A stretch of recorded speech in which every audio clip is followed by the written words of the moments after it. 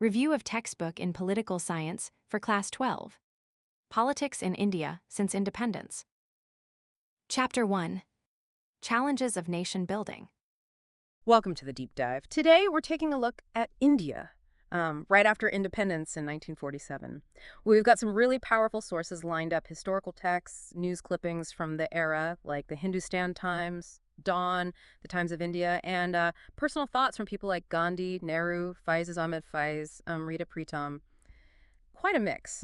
Our mission really is to get a handle on how India navigated the huge challenges it faced immediately. Absolutely, and it's a fascinating mix of sources you've gathered. The picture they paint is of a nation facing fundamentally three massive hurdles right away. First, building national unity out of this incredible diversity, especially with the fresh, raw trauma of partition. Right. Second, actually establishing democracy, not just writing a constitution. Yeah. And third, the huge task of ensuring development and well-being for everyone.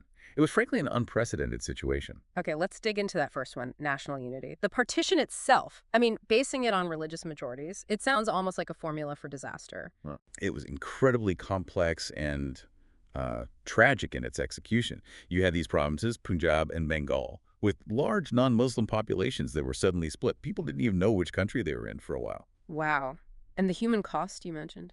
Staggering. Estimates vary, but we're talking somewhere between 500,000 and 1 million people killed, and millions more forced to flee their homes, Hindus and Sikhs from Pakistan, Muslims from India. It was brutal. Gandhi's reflection on August 15th, 1947, a day of joy and mourning, really captures that, doesn't it? It really does. A profound paradox. And then, layered on top of that border chaos, you had the whole issue of the princely states.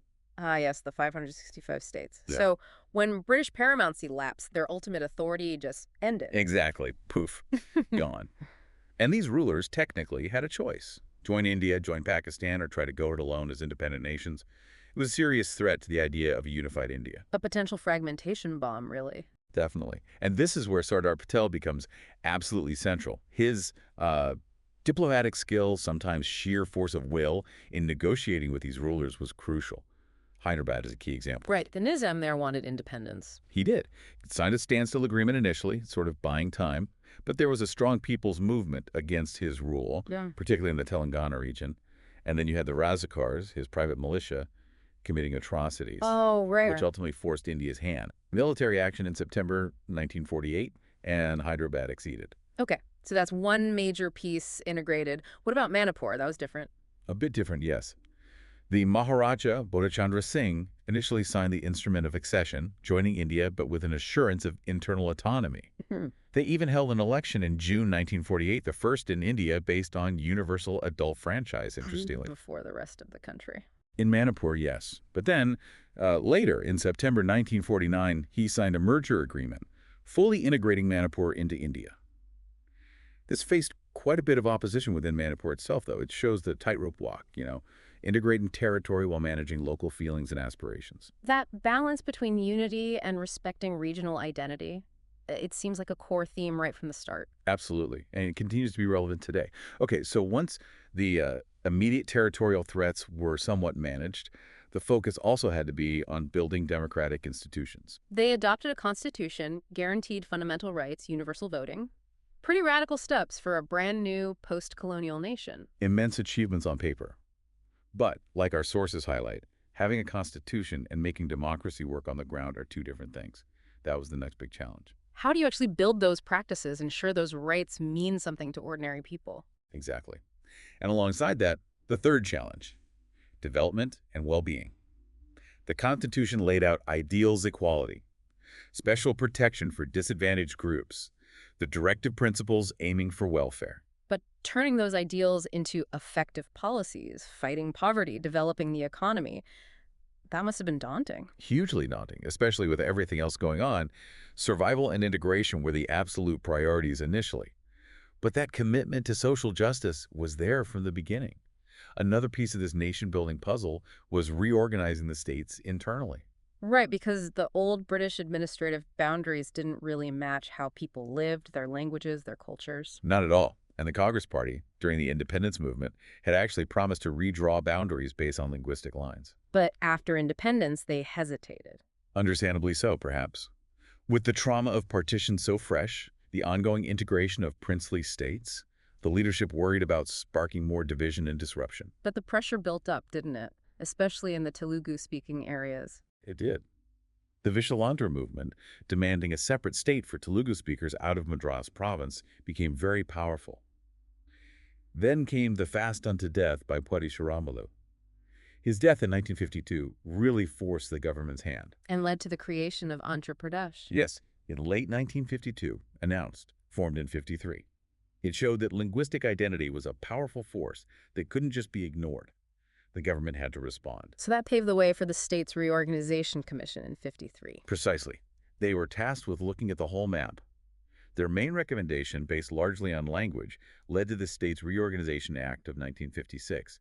That created the basic map we recognize with 14 states and 6 union territories. Though, as you mentioned, that wasn't the final word. More states were carved out later. Right. Maharashtra and Gujarat in 1960, Punjab and Haryana in 66, adjustments in the Northeast, then Chhattisgarh, Uttarakhand, Jharkhand in 2000, and Telangana most recently in 2014.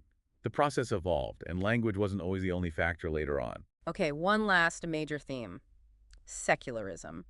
After a partition explicitly based on religion, was there a risk India would define itself as a Hindu nation? That was a very real question and a crucial choice point. Despite the horrific violence and migration, a significant Muslim minority, about 10–12% of the population in 1951, remained in India. So what path did the leadership choose? The dominant figures in the independence movement, like Nehru, were absolutely firm. India would treat all religions equally. Secularism wasn't just a policy. It was seen as essential to national unity and democracy. It was written into the Constitution. Nehru often spoke about needing to treat minorities in a civilized way, guaranteeing their security and rights. It's quite striking. Reading Jinnah's early address to Pakistan's Constituent Assembly, he also talked about freedom of worship, religion having nothing to do with the business of the state, though obviously things went a different way there. It's a complex comparison, but yes, that initial statement exists. For India, though, the commitment to secularism, to equality regardless of faith, became a defining feature of its identity, even with all the challenges in practice. So wrapping up, the scale of the challenges was just immense. Partitions, trauma, forging unity, building democracy from scratch, trying to lift millions out of poverty, all at once. All at once. And the key decisions, embracing secularism, integrating diverse territories, sometimes forcibly, sometimes through negotiation, eventually reorganizing states largely on linguistic lines, these were foundational acts with incredibly long-lasting consequences. It really makes you reflect. Thinking about those choices made under intense pressure, how do they continue to shape India today? The debates around unity versus regionalism, secularism, inclusive development, how much of that is an echo of the dilemmas faced right at the very beginning? Something definitely worth pondering. Thanks for joining me on this deep dive. Chapter 2. Era of One-Party Dominance. Okay, so today we're diving into some fascinating stuff, I think. Yeah. Early Indian elections, like right after independence. Right. So we're talking 1950s, early 60s, those first few And formative decade, yeah. years. Yeah, how they even set up these elections, right? I mean, brand new country. Exactly. All this stuff going on. Huge challenges right off the bat. Huge, yeah. And the shadow of the Congress Party looming large. Oh, yeah. I mean, they were the freedom fighters, the big name. Yeah, carried a lot of weight coming out of the independence movement. Right. And I guess that's what we'll see, like, where did the opposition even begin? Yeah, how did that space even emerge? Right, exactly. Yeah. So we've got some great sources here to dig through. Absolutely, some rich material. Yeah. So let's set this scene, right? Like Yeah. 1950s, India just got independence. What's the feeling? What are some of the big things they're dealing with? I mean, you have to imagine this incredible diversity, this vast country, It's and huge. the potential for fragmentation was so real. Yeah. And a lot of other newly and independent nations, they didn't go the democracy route right away. Interesting. They prioritized unity through, maybe a stronger hand or a different system. So India really was taking a bit of a risk here. It was a gamble, a big gamble. Okay, so they decide to go for it. Democracy, big experiment. Yeah. And where do they even begin?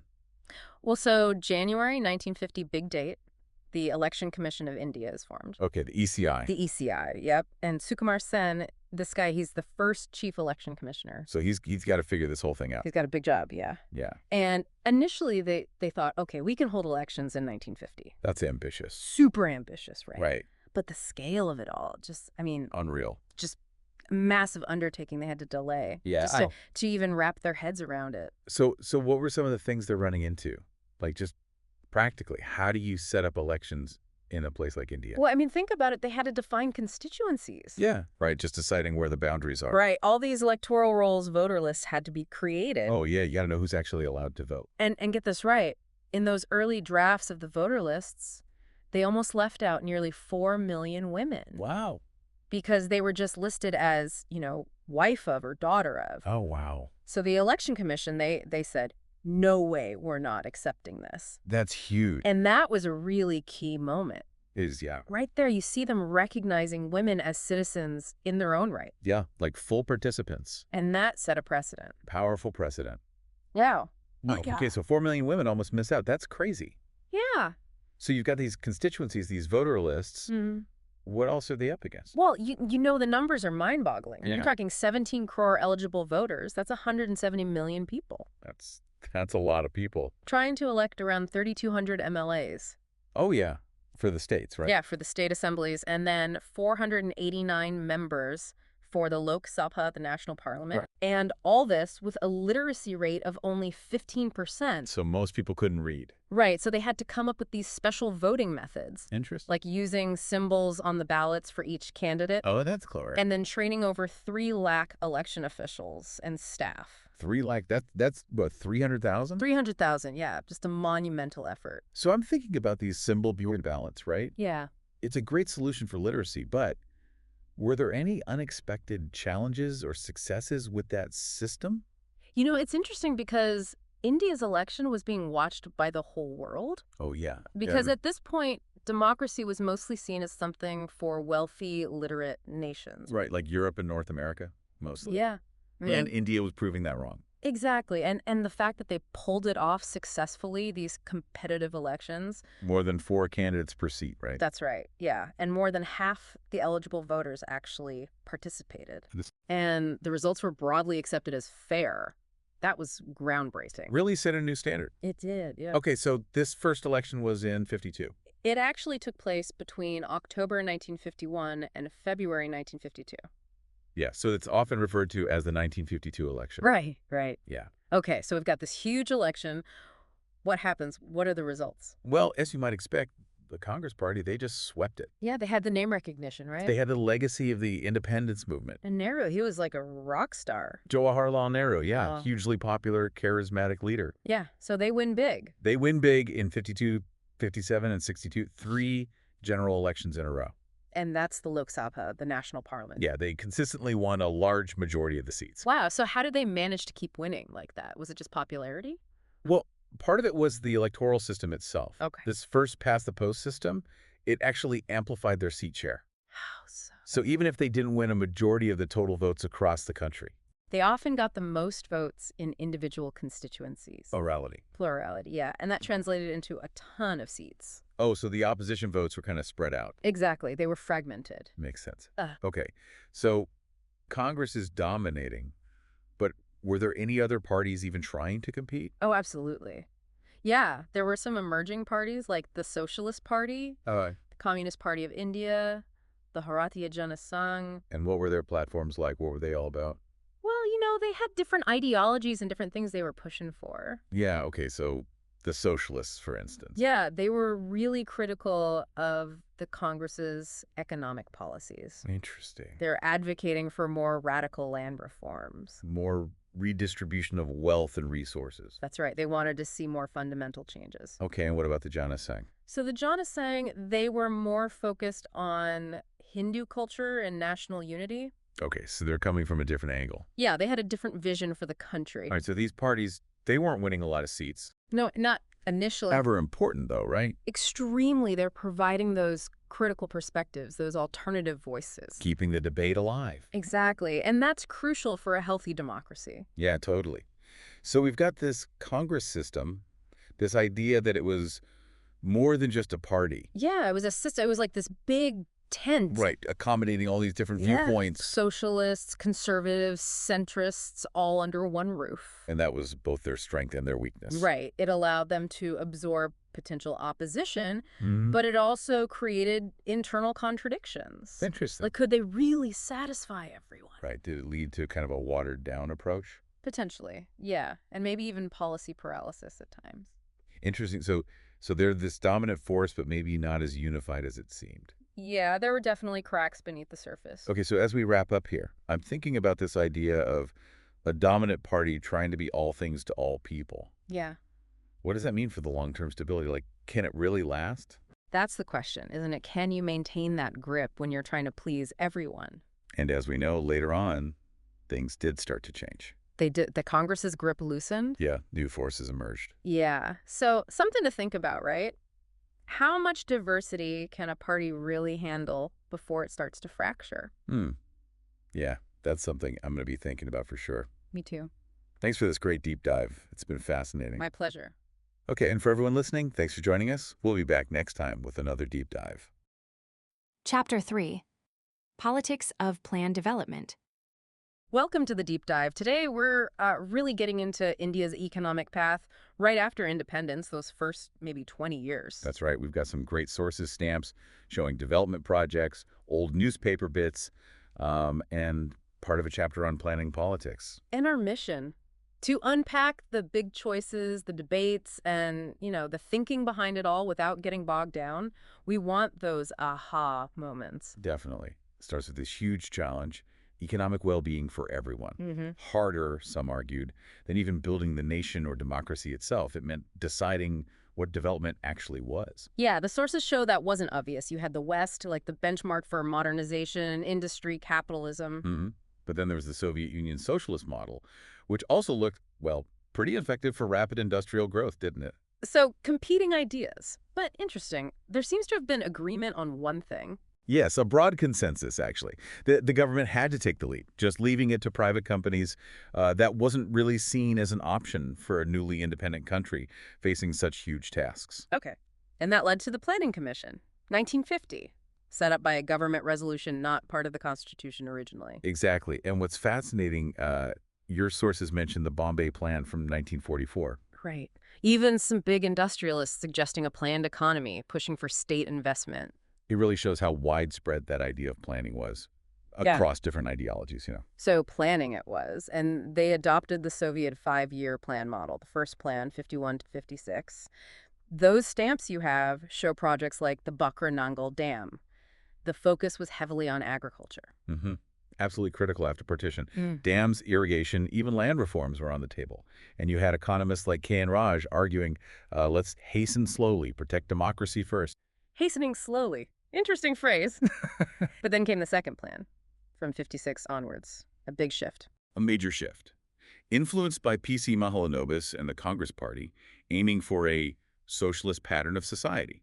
Not total state control like the USSR, but a strong state guiding things, especially heavy industry. Rapid industrialization then. And they used tariff taxes on imports to shield these new Indian industries, both public and private ones. Correct. Protect the home market. But this big push, well, it wasn't smooth sailing. What kind of problems? The chapter mentions things like needing technology from abroad, which cost foreign currency, and this tricky balance between investing in factories versus farms. So concerns about food shortages. And maybe planning favoring cities over the countryside, that urban bias idea. Precisely. Those tensions were emerging. The third plan kind of continued that industrial focus, but then they hit an economic crisis, delaying the fourth plan. They called it a plan holiday. And these conflicts weren't just historical footnotes. That newspaper clipping about the Orissa steel plant proposal, that's from 2006, right? Yes, much later. But it shows the same dynamics. The state government wants investment, jobs. While the local tribal population fears losing their land, and environmentalists raise alarms. And the central government is trying to, encourage investment overall. It's that constant negotiation. Whose development? What kind of development? These questions didn't go away. So pulling it together, post-independence India goes for planned development, starts with farming, then pivots hard to industry, all with the state in the driver's seat. But it wasn't simple. Lots of debate, lots of challenges. Exactly. You get a real sense of the foundational choices, the logic, but also the inherent difficulties and trade-offs they faced early on.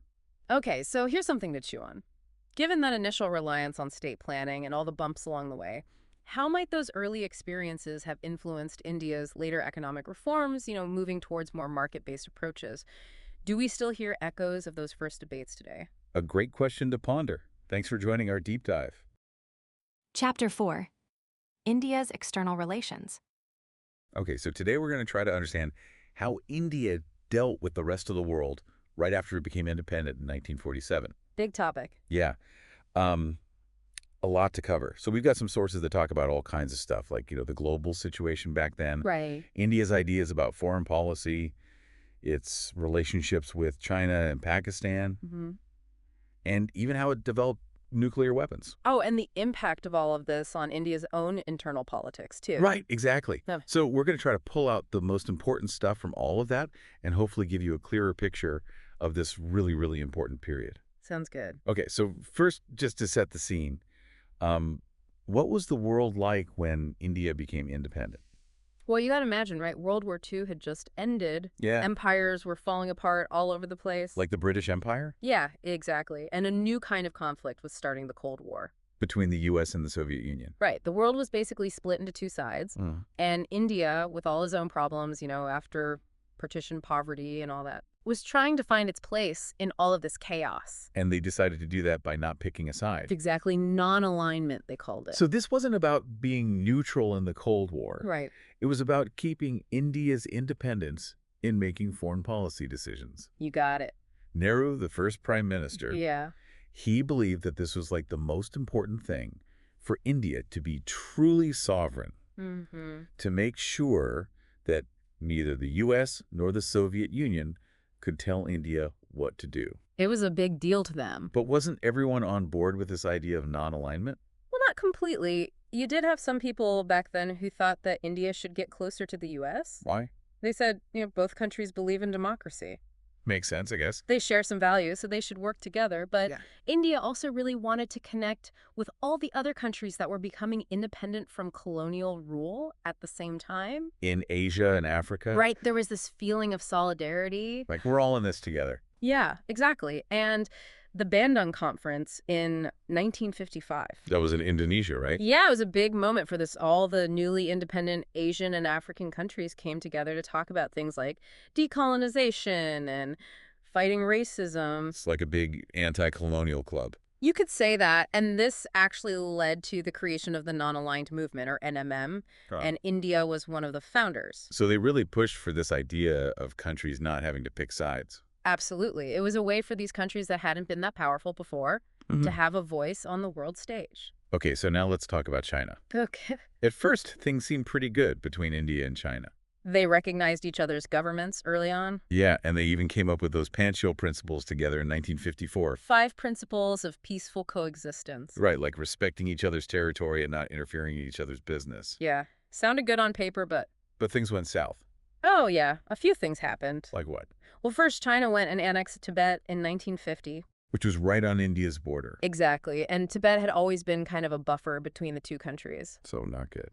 Then in 1959, India gave asylum to the Dalai Lama.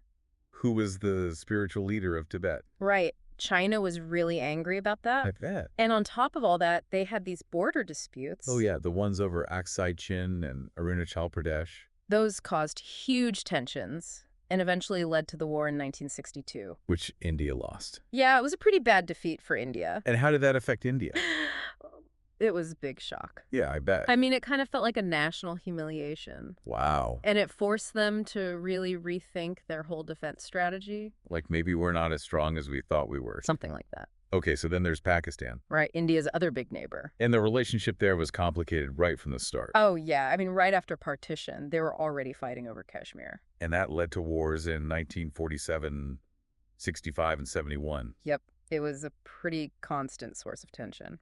But even with all that, they managed to cooperate sometimes. Like with the Indus Waters Treaty. Which was about sharing the water from the Indus River. Right. They had to figure out a way to make that work because both countries needed the water. So it shows that even with all the conflict, they could still find ways to work together when it was really important. Exactly. So let's go through those wars quickly. The 1965 war. Yeah. What happened there? Ended in a stalemate, basically. Okay. The UN had to step in to stop the fighting, And then they signed the Tashkent Agreement. to try to figure things out peacefully. And then 1971. That one was different. How so? Well, that war actually led to the creation of Bangladesh. Which was East Pakistan before, Right. and India played a big role in that. They supported the independence movement in East Pakistan. So a big victory for India. It was a decisive win for them. And then they signed the Shimla Agreement with Pakistan. To try to normalize relations again. Okay, but then in 1999, The Kargil conflict. where Pakistani troops infiltrated Indian territory, Yep. And by this point, both countries had nuclear weapons. which made things a lot more dangerous. Absolutely. It was a very tense standoff. Okay, so let's talk about those nuclear weapons. Okay. India started its nuclear program way back in the 1950s, Under Homi Bhabha. who was like the father of India's nuclear program, Right. He believed that nuclear energy could be used for peaceful purposes. like generating electricity. Yeah. But India also refused to sign the Nuclear Non-Proliferation Treaty, The NPT. which was supposed to stop countries from developing nuclear weapons. Right. India thought it was unfair. Like it discriminated against countries that didn't already have nuclear weapons. Exactly. They felt like it was the nuclear haves telling the nuclear have-nots what to do. And then in 1974, India conducted its first nuclear test.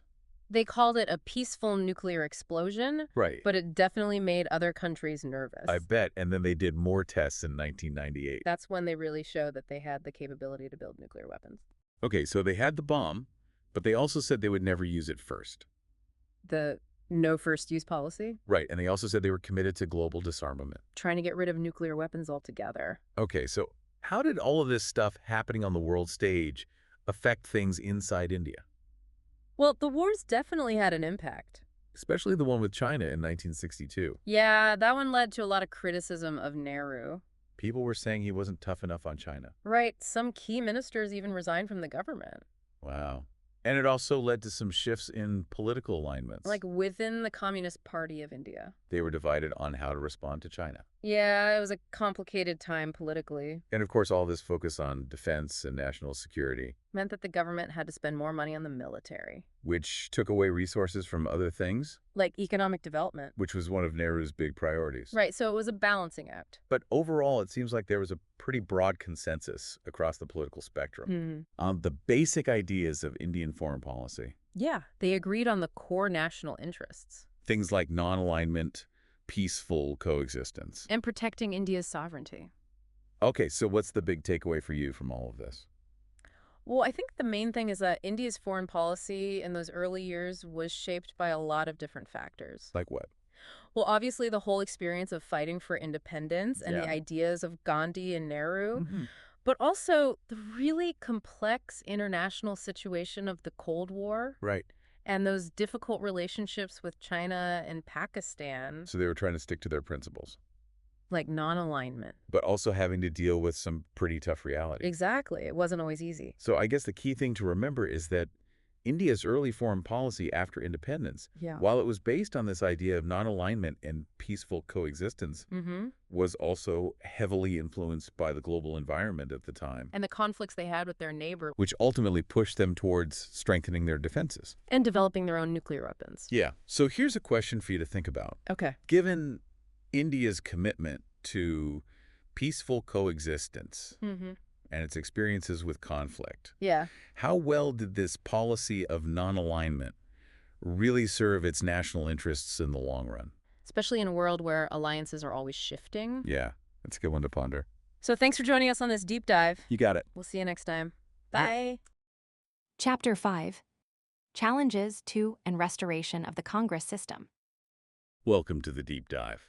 Today we're looking at a really pivotal time in Indian politics. The years right after Nehru's death in '64, all the way up to Indira Gandhi's big win in the '71 elections. Yeah, it's a fascinating period. We'll be digging into, the leadership changes, the pressure cooker the Congress Party found itself in, and how it, fundamentally changed. Exactly. Our mission today is to really get a handle on this era and why it still matters. We're drawing on news reports, political analysis from the time, reflections, all sorts of sources. And right at the start, after Nehru died, the big question wasn't just after Nehru who, it was deeper, like after Nehru what? There were real fears about whether India's democracy would even survive. Serious stuff. But then Lal Bahadur Shastri stepped in pretty smoothly, didn't he? Almost surprisingly so. Yeah, remarkably swift and consensual, actually. The Congress president then, Kamaraj, he played a big part in getting everyone behind Shastri. Right, Shastri was seen as, well, not very controversial, from UP, had ministerial experience, and that famous resignation as railway minister on principle, that counted for something. Absolutely. But his time in office, though short, was packed with crises.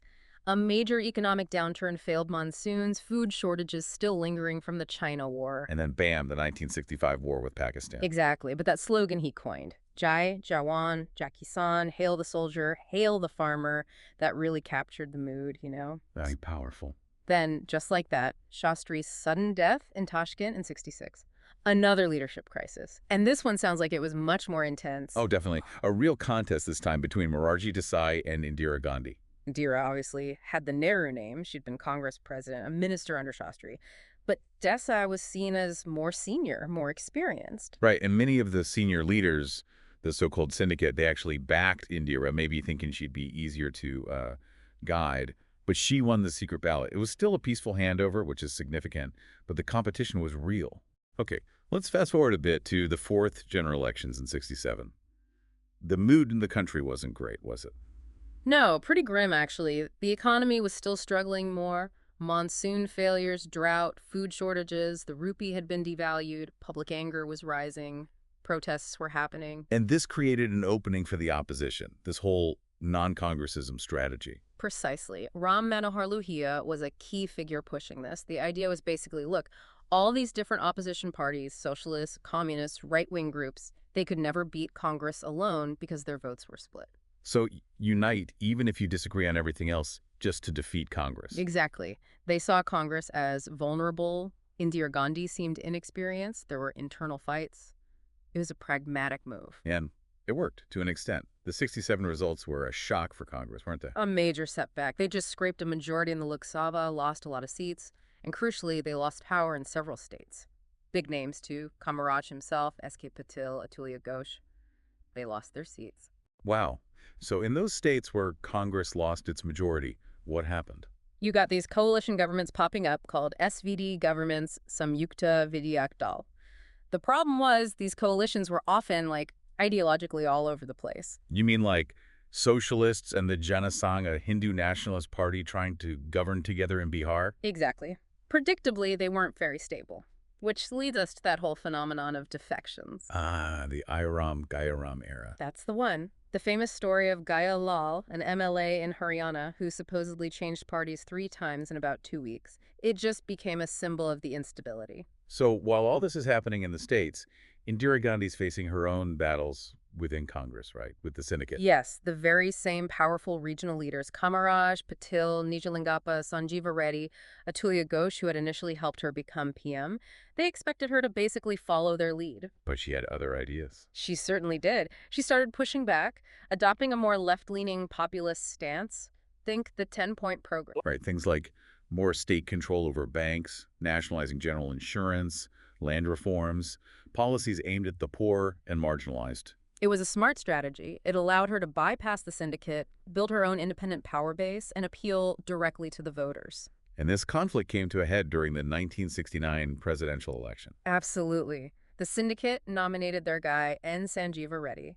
Indira, in a really bold move, backed the independent candidate, V.V. Giri, and she told Congress MPs and MLAs to vote according to their conscience. Which was basically code for vote for Giri, not the party's official candidate. A direct challenge. A huge gamble, and it paid off. Giri won. This was the breaking point. The split. The formal split. The syndicate and their supporters became Congress, for organization. Indira's faction became Congress for requisitionists, though everyone soon just called it her Congress. And crucially, she framed it not as a power struggle, but as an ideological battle. Progressives versus the old conservative guard. Exactly. And another issue she used effectively was the abolition of privy purses. Ah, yes, the special payments and privileges the former princes still received. Indira pushed hard to abolish them, arguing they were relics of a feudal past. Morarji Desai, who was then her deputy PM before the split, actually opposed the move initially, which played into her narrative. The government tried, failed in parliament, but she made it a key issue. Which sets the stage perfectly for the 1971 elections. She decides to dissolve the Lok Sabha early, call a snap poll. A very confident move. The opposition, mostly the non-communist parties, including Congress, Jana Sang, Swatantra Party, Socialists, they formed a grand alliance. Their main goal. Indira Hatao removes Indira. Right. But Indira countered with a much more powerful, positive slogan, Garibi Hatao. Eliminate poverty. Simple, direct, aspirational. It resonated massively, especially with the poor, the Dalits, Adivasis, minorities, women. She positioned herself as their champion against the elites and the old order. Her Congress also allied with the Communist Party of India, CPI. And the result? A landslide. An absolute landslide for the Congress, our CPI alliance. The Grand Alliance was decimated. Indira's Congress was now undeniably the real Congress, its dominance seemingly restored. Plus, the victory in the Bangladesh Liberation War later that year cemented her position, right? Huge boost in popularity. Immense. It led to sweeping victories for Congress in the 1972 state assembly elections as well. She was at the peak of her power. But was the Congress system really restored? Or was it something new? It felt different. That's the crucial point. It looked like the old dominance, but the internal structure had changed. It was much more centralized, heavily reliant on her popularity, her charisma, the party organization itself, the internal factions. They were weaker. So less consensus building, more top-down leadership, but still a strong connection with certain voter groups. Yes, her base among the poor and marginalized was solidified, but it was a different kind of Congress. Which leads to a final thought, perhaps. Despite this incredible comeback, this restored dominance, did the way it happened, the centralization, the reliance on one leader, the sidelining of internal debate, maybe sow the seeds for future problems, for challenges to, democratic norms down the line? It's a really interesting question to ponder. Did this restoration contain the blueprint for later troubles? Something definitely worth thinking about. Chapter 6. The Crisis of Democratic Order. All right, diving in today, folks, we're going deep into a really critical point in Indian history, the emergency, June 1975. A turning point, no question. Absolutely. And we've got some really interesting sources to dig through, not just the usual textbook stuff. Right. We've got actual newspaper reports from right in the thick of it. Naidunya, the Hindustan Times, gives you that real-time feel. Totally. Alongside, of course, our trusty politics in India since independence. For the bigger context. So really, what we want to try and get a grip on is, I guess, what led to this whole emergency situation in the first place? What was the immediate fallout? And then how did it shape Indian democracy in the years that followed? So I guess let's set the stage first. Yeah, I mean, the years leading up to 75 were pretty tumultuous for India. You had this whole cocktail of economic woes. Right. The textbook really lays out this economic hardship. Huge inflation. Just to give you a sense, it shot up to 23% in 73, then a whopping 30% the year after. Bangladesh crisis, the war, global oil prices going haywire, it all added up. And the government's response, things like salary freezes, well, people weren't exactly thrilled. Yeah, understandable. Created this widespread discontent. And then you fold in, the monsoon failing in 72, 73, agriculture taking a hit. Recipe for social unrest, right? Yeah, Mentioned that. Absolutely. And the textbook really highlights this, student protests erupt in Gujarat, Bihar, all fueled by rising prices, this sense of corruption. And then, of course, you have JP, Jayaprakash Narayan, entering the picture. Talk about a pivotal figure. JP, he becomes kind of synonymous with this call for total revolution. What was it exactly that he was advocating for? Well, he was tapping into this groundswell of frustration, prices, food scarcity, lack of jobs, this perception of widespread corruption. He really galvanized the public mood. And this wasn't just, students and intellectuals. We see this discontent spill over into the labor movement as well. Right. The 1974 railway strike. Exactly. Massive nationwide strike. Led by George Fernandez, if I remember correctly. That's right. Demanding better pay, working conditions, the whole 9 yards. and the government, their response. Yeah. Declaring it illegal, arresting the leaders, even bringing in the army. I mean, it shows you just how high the stakes were. A 20-day shutdown of the railways, that's pretty significant. Oh, it crippled the country. And it speaks volumes about, the government's mindset at the time. Very much a no-compromise approach. And running parallel to all of this, you have this really interesting dynamic between the government and the judiciary. The Supreme Court starting to flex its muscles a bit. Yeah, the Supreme Court was really asserting its independence, particularly when it came to fundamental rights. The basic features doctrine comes out of this period, and then there's the appointment of Chief Justice A.N. Ray in '73. Which was quite controversial, wasn't it? Yeah, highly controversial. Passing over senior judges who had, ruled against the government in the past, it sparked this huge debate about judicial independence, the idea of a committed judiciary, even a committed bureaucracy. So you have these tensions simmering, and then boom, June 12th, 1975. The Allahabad High Court judgment. Yeah, Justice Jagmohan Lal Sinha declares Indira Gandhi's 1971 election invalid. Using government resources in her campaign, that was the crux of it. So this was a big blow. Huge blow, and although the Supreme Court did grant a partial stay, allowing her to stay on as an MP but not participate in Lok Sabha proceedings, the damage was done. And then JP, right, his big rally comes just a couple of weeks later. June 25th. A massive show of force calling for Indira Gandhi's resignation. And this is where it gets really interesting, because he doesn't just call for her resignation, he goes further, urging the army, the police to disobey illegal and immoral orders. That's a direct challenge. Yeah, almost inviting a confrontation. Yeah. And the government's response. That very night, the emergency is declared. The justification given was the threat of internal disturbance, invoking Article 352 of the Constitution. But the actions that followed, they were swift and they were sweeping. Lights out at major newspaper offices, mass arrests of opposition figures. Even the cabinet apparently was informed after the fact. Wow. The next day, the papers, like Naidunya, I mean, they're coming out with blank spaces where articles should be. A pretty stark visual, eh? Oh, it was a powerful symbol of censorship. And this was just the beginning. Fundamental rights were suspended, including habeas corpus. That's huge. The right to challenge your detention in court, gone. That's a big deal. Opposition leaders are jailed, strikes are banned, the press is completely muzzled.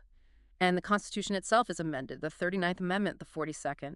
The balance of power, it shifts dramatically. So, I mean, it sounds like things got pretty dark there for a while. Was there any pushback at all? Was there any resistance to the emergency? Oh, absolutely. It wasn't as visible, but it was there. You had underground newsletters circulating, some newspapers and magazines finding subtle ways to protest.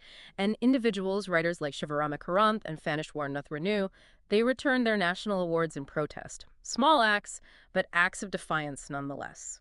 So you have this period of, repression, but then things do eventually return to normal. What does that tell us about Indian democracy? I think it speaks to a certain resilience, a kind of inbuilt resistance to authoritarianism. That said, the experience left an indelible mark. It forced a reckoning, a reassessment of the safeguards needed to protect democracy. That's why the provisions for declaring an emergency were amended. Now it requires armed rebellion as grounds for an internal emergency, not just internal disturbance. And the whole cabinet has to be on board in writing. Right. So trying to make it more difficult for something like this to happen again. So what about the courts? The judiciary really stepped up post-emergency, much more assertive in safeguarding civil liberties. And this period also saw the emergence of dedicated civil liberties organizations. And people realized that democracy isn't a given. It has to be actively defended. And then, of course, you have the '77 elections. A referendum on the emergency, no question. Congress suffers a massive defeat in North India, and the Janata Party comes to power. People were ready for change. But the Janata government, they weren't around for very long, were they? No, they weren't. Lots of infighting, disagreements on policy. Indira Gandhi returns to power in 1980. But even though her party came back, the political landscape had changed, the emergency, it had a ripple effect. Congress was no longer seen as this all-encompassing force. Non-Congressism gains traction, and the seeds for the rise of backward caste politics, the whole Mandal Commission issue, those are sown in this period as well. So looking back at this whole saga, this whole emergency saga, what are the big takeaways? What do we learn from this really tumultuous period in India's history? I think at its core, it's a stark reminder of the fragility of democracy. how easily it can be undermined, and the importance of vigilance, of safeguarding fundamental rights, of an informed and active citizenry. These are the bulwarks against tyranny, against the overreach of power. It makes you think, doesn't it? What are the safeguards that any democracy needs to have in place to protect itself, to protect individual liberties? It's a question that's relevant, well, frankly, it's relevant everywhere, isn't it? Not just in India. Absolutely. The emergency is an Indian story, but the lessons, they're universal. A powerful thought to leave us with. And on that note, thanks for joining us for this deep dive. Until next time. Thanks for having me. Chapter 7. Regional Aspirations. Welcome to the deep dive. Today, we're tackling a really complex but crucial topic: how India, with its incredible diversity, navigates the aspirations of its many regions while staying united. You sent over a fascinating chapter looking at regional movements across India since independence, from the push for Uttarakhand to the situations in Kashmir, Tamil Nadu, Punjab, and the Northeast. Even how Sikkim and Goa became part of the nation. Yeah, exactly. Our goal here really is to understand what drives these regional desires and, well, how India has responded. Exactly. And your source, it really highlights a fundamental aspect of Indian democracy, this constant negotiation, between regional identities and national unity. Right. Think about that multilingual poster for Uttarakhand. I mean, a demand for a regional state voiced in 7 languages. That immediately tells you something, doesn't it? Yeah, it really does. About how regional aspirations can coexist with a broader national sentiment. It's interesting that India's approach kind of from the start was about embracing diversity, not seeing it as a problem, right? Absolutely. Unity without negating identity. Very different from, say, the European model. The chapter touches on some early flashpoints, Kashmir, parts of the Northeast, and even the Dravidian movement's initial thoughts about maybe a separate nation. But crucially, using democratic means. No armed struggle there initially. Right, within that democratic framework. And what we see is the Indian state, well, actively responding to this. The creation of linguistic states is key. Yeah, from Andhra Pradesh, right after independence. Maharashtra, Gujarat, Punjab, Haryana, and then much later, Chhattisgarh, Uttarakhand, and Jharkhand. Redrawing those internal boundaries has been a major strategy to accommodate these distinct identities. Okay, let's zoom in on Jammu and Kashmir for a bit. Its special status under Article 370 is so central, and the region itself is such a mosaic, isn't it? Jammu, Kashmir, Ladakh, all quite distinct. Totally distinct. And looking back, you've got Maharaja Hari Singh's initial hesitation, wanting independence, actually, then Pakistan's perspective, and critically, the Kashmiri identity, Kashmiriyat, led by Sheikh Abdullah. Right, who was secular and very much against joining Pakistan. Exactly. All that shaped the context for the instrument of accession and those unique provisions of Article 370, the provisional autonomy. Then you shift south to Tamil Nadu and the Dravidian movement. That was fueled by opposition to Brahmin dominance and this perceived North Indian cultural and economic sway, right? And it really demonstrates the power of regional pride in shaping politics. You had Periyar and the Dravida Kazhagam, the DK. And there's intense anti-Hindi protests in '65. Yes. What's notable there, I think, is how a movement that initially maybe talked about separation ultimately found its powerful voice within the Indian nation-state. The DMK became a major political force. Punjab's story, though, feels more turbulent. The long fight for a Punjabi-speaking state, the Punjabi Suba, led by the Akali Dal. Which finally happened in '66. Right. But then followed by the push for more autonomy with the Anandpur Sahib resolution strengthening federalism was the idea. That was the aim, yes. Strengthening federalism. Yeah. But then, of course, things took a darker turn. That really difficult period of violence in the 80s. Yeah. That period, it tragically illustrates how aspirations for greater regional autonomy, if not managed carefully, can sometimes, spiral into instability. Operation Blue Star, Indira Gandhi's assassination, the anti-Sikh violence. Just awful. The Rajiv Gandhi-Longoal Accord was an attempt to reset things, wasn't it? A crucial attempt, yes, to try and restore normalcy and find that balance again. Okay, moving on to the Northeast. The Seven Sisters plus Sikkim. It's got this unique geography, complex history of political reorganization. Absolutely. And you see 3 dominant issues playing out there, according to the source. First, demands for autonomy, which actually resulted in creating multiple states from Assam, Nagaland, Meghalaya, Mizoram, Arunachal Pradesh. Then secessionist movements, with quite different outcomes. Very different. Mizoram is often cited as a success story, right? The Rajiv Gandhi-Laldenga Accord brought lasting peace after years of insurgency. But then you contrast that with the ongoing Naga issue, which shows these things aren't always straightforward. And the third issue, movements against outsiders. Yes, particularly in Assam. The Assam movement led by ASU against perceived illegal immigration, culminating in the Assam Accord in '85. But the issue of immigration remains sensitive. It shows how economic and social anxieties really intertwined with regional identity. And briefly, Sikkim and Goa, different paths again. Very different. Sikkim chose democratically to merge, first as an associate state, then fully integrated. Goa was liberated from Portugal, and importantly, there was an opinion poll.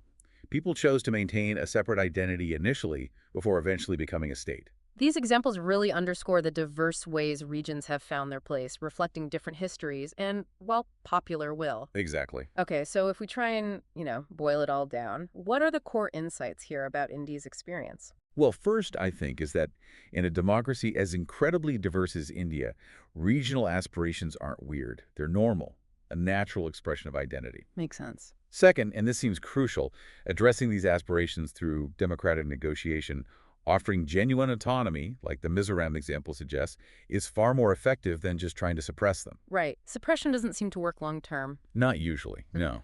Third, power sharing isn't just, like, politically nice. It seems essential for actually maintaining unity.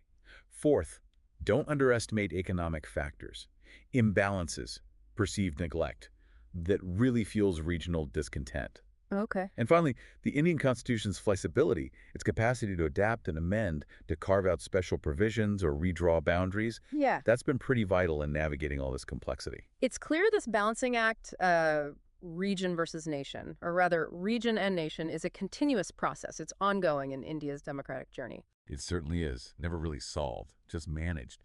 And it leaves us with this thought, maybe for you listening. Considering all these different paths, autonomy, statehood, integration, even secessionist demands, what do you think is the single most vital ingredient for ensuring a strong, unified India that truly, genuinely embraces the voices of all its regions? Something to think about. Chapter 8. Recent Developments in Indian Politics. So you're interested in Indian politics, huh? Well, you've come to the right place.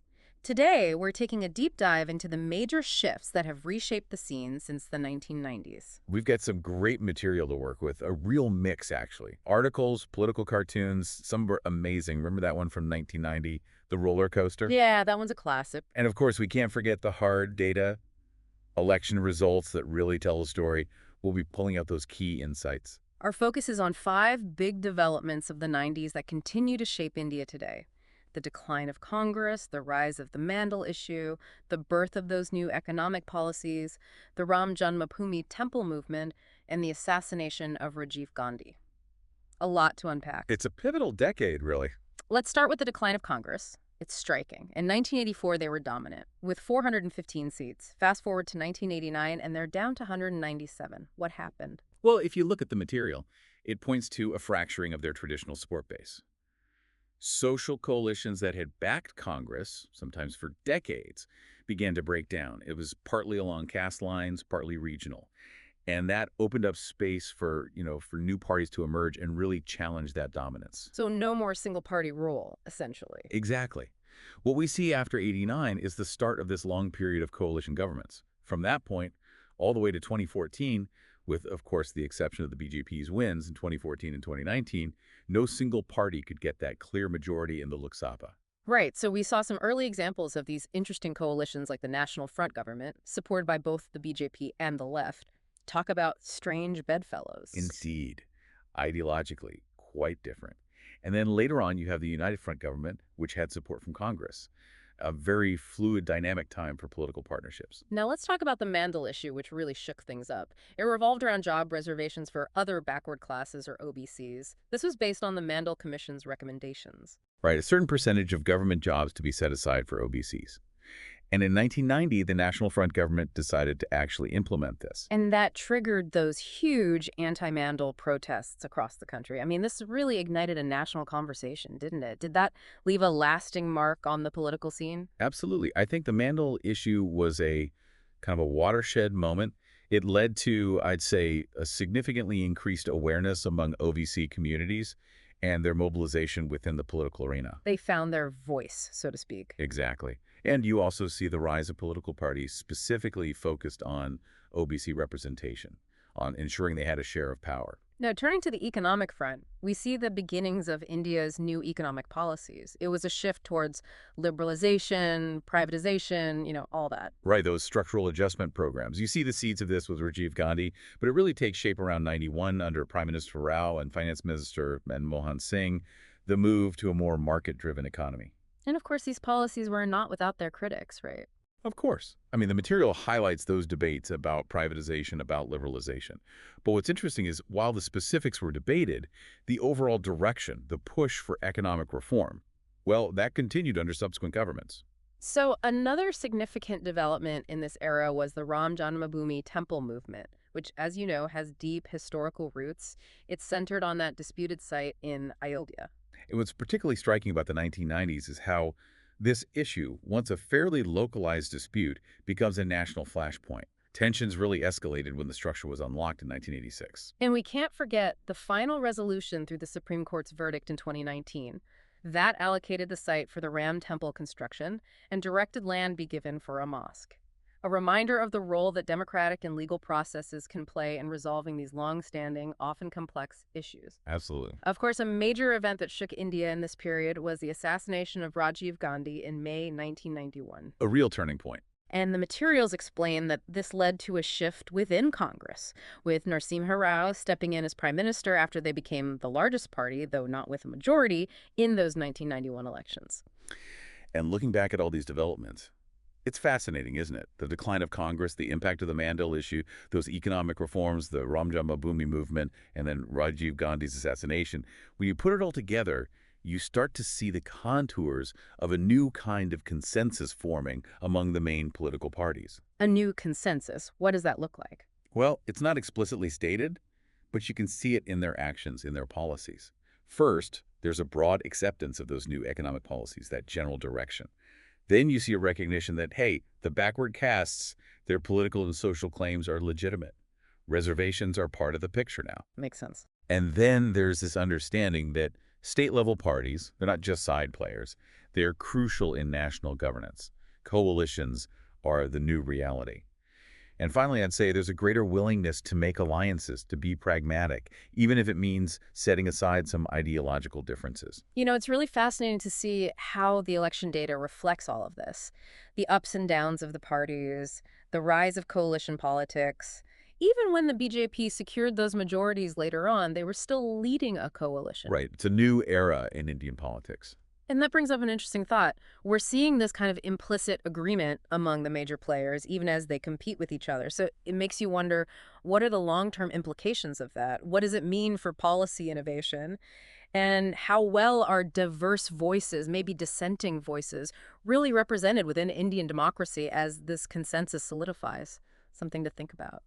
Anyway, thanks for joining us for this deep dive. It's been quite a journey. A fascinating one.